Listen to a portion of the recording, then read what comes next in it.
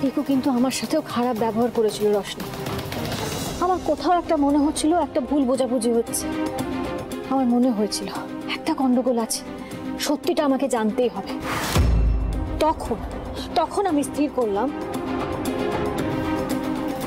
তোমরা একটু সাহায্য করবে আমায়। নিশ্চয়ই ববি, বলুন না আমাদের কি করতে হবে।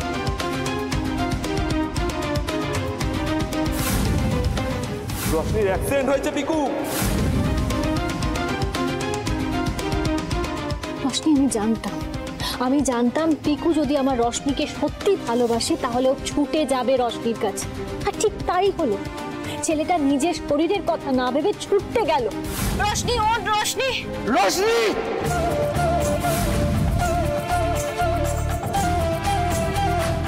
যেদিন রোশনি আমার সাথে এখানে দেখা করতে এসেছিল তার কিছুক্ষণ আগে এখানে আরেকজন এসেছিল। কে? রিয়াংশ।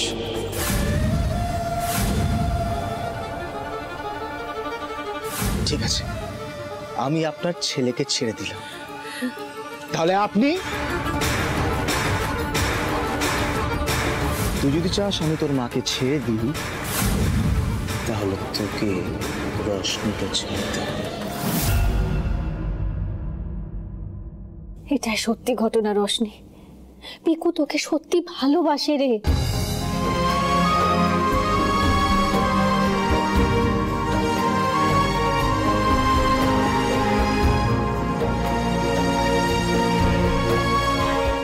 বৌদি ভাই যা বলছে সেগুলো সত্যি?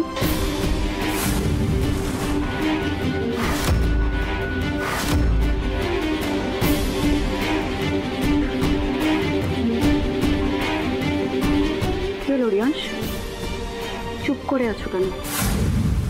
বৌদি ভাই যেগুলো বলছে সেগুলো সত্যি কি মিথ্যে?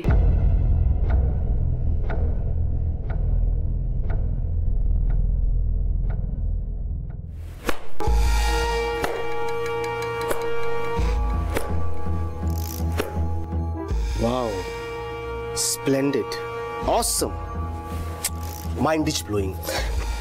নিজেকে না একদম সুপার হিট ভিলেন মনে হচ্ছে, একেবারে সাউথ ইন্ডিয়ান স্টাইল। বলছি, গল্পটা কি তুমি নিজে বানিয়েছো? Sis, what is this? তুই আমাকে বলিসনি যে বৌদি এত ভালো গল্প লিখতে পারে? বাই দ্য ওয়ে, গল্পটা তুমি লিখেছো নাকি তোমার এই প্যারে Mohan? I am very much sure, এই গল্পটা এই নোংরা ছেলেটাই বানিয়েছে, তারপর তোমাকে দলে যোগ করেছে, তাই তো? ছি ছি ছি ছি ছি বৌদি, ছি! আমি তোমাকে কোন জায়গায় রাখতাম আমি তোমাকে?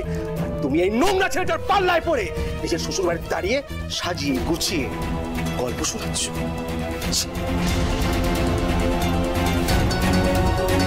বাজে কথা একদম বলবে না রিয়াংশ।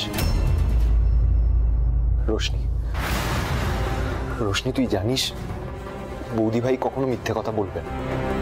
তোর অসম্মান হোক এরকম কিচ্ছু বৌদি ভাই করবে না। তুই বিশ্বাস কর, যেদিন তুই আমাদের বাড়ি এসেছিলি আমি যদি তোকে অপমান না করতাম, ওই কথাগুলো না বলতাম, রিয়াংশ আমার মাকে মেরে ফেলতো।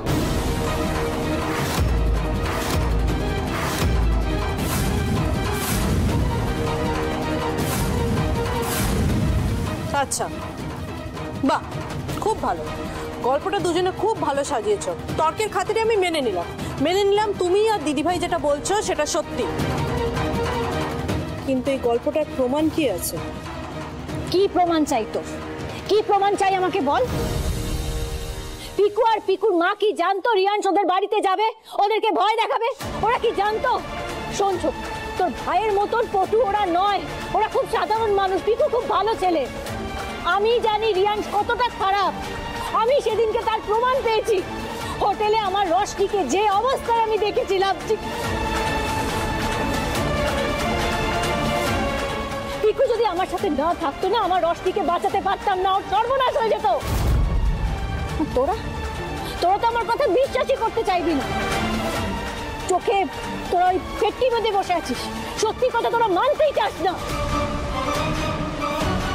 সেদিন কেউ আমার কথা মানতে চাইনি, বিশ্বাস করতে চাইনি।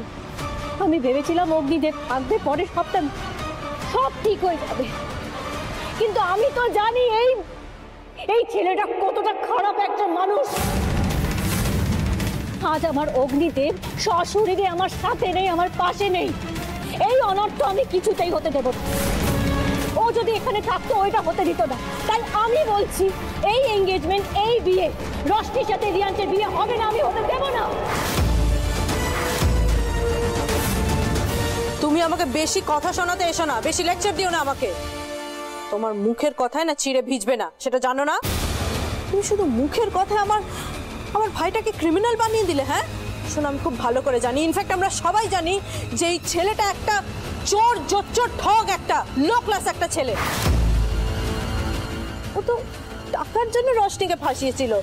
ও তো আমাদের রশনিকে কোনোদিন ভালোই বাসেনি। মিথ্যে কথা। আমি বিশ্বাস করি না, আমি বিশ্বাস করি না যে পিকু রশনিকে ভালোবাসে না। তোর কাছে কোনো প্রমাণ আছে? প্রমাণ করতে পারবি তুই? রিয়াংশ, এবার সত্যি কথাটা বলার সময় এসে গেছে।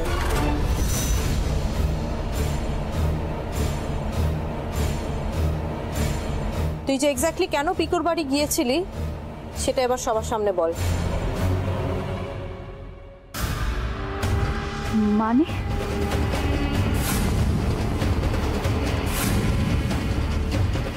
রশনি,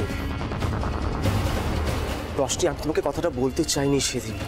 আসলে এই কথাটা শোনার পর তোমার মনটা ভেঙে যেত, মনটা চুরমার হয়ে যেত, তাই বলিনি। কি কথা? যেদিন তুমি পিকুর সাথে দেখা করে এসেছিলে তোমার মনটা ভেঙে গেছিল, তোমার খুব খারাপ অবস্থা ছিল। আমার খুব কষ্ট হচ্ছিল রশনি। তুমি তো আমাকে নিজের ভালো বন্ধু মনে করো, তাই না? তো একটা লাস্ট ট্রাই করতে পিকুর কাছে গেছিলাম, যাতে তোমার আর পিকুর সম্পর্কটা ভালো হয়ে যায়। তাই সেদিন রাতে আমি পিকুর কাছে গেছিলাম। রশনি, আমি সেদিন পিকুর হাতে পায়ে ধরে রিকোয়েস্ট করেছি যাতে আমার কথাটা বোঝে। আমাকে এটা বোঝানোর চেষ্টা করেছি ওর যদি এই পরিবারের প্রতি কোনো রাগ জন্মে থাকে সেটার উপর বেসিস করে যেন তোমার উপর কোনো খারাপ ব্যবহার না করে, তোমার উপর কোনো রাগ না দেখায়। কিন্তু এই ছেলেটা যেটা সেদিন বললো, আই এম শকড। কি বলেছিল? রশনি, কি করে যে বলবো আমি বুঝতে পারছি না। আমার খুব লজ্জা লাগছে, সামনে আঙ্কেল আন্টি আছে। আমি ওসব নিয়ে তোমাকে ভাবতে হবে না, যা ঘটেছিল সেটা এখানে পরিষ্কার করে বলো। পিকু বলেছিল যে রশনির সাথে যদি সম্পর্ক রাখতে হয় তার জন্য টাকা লাগবে।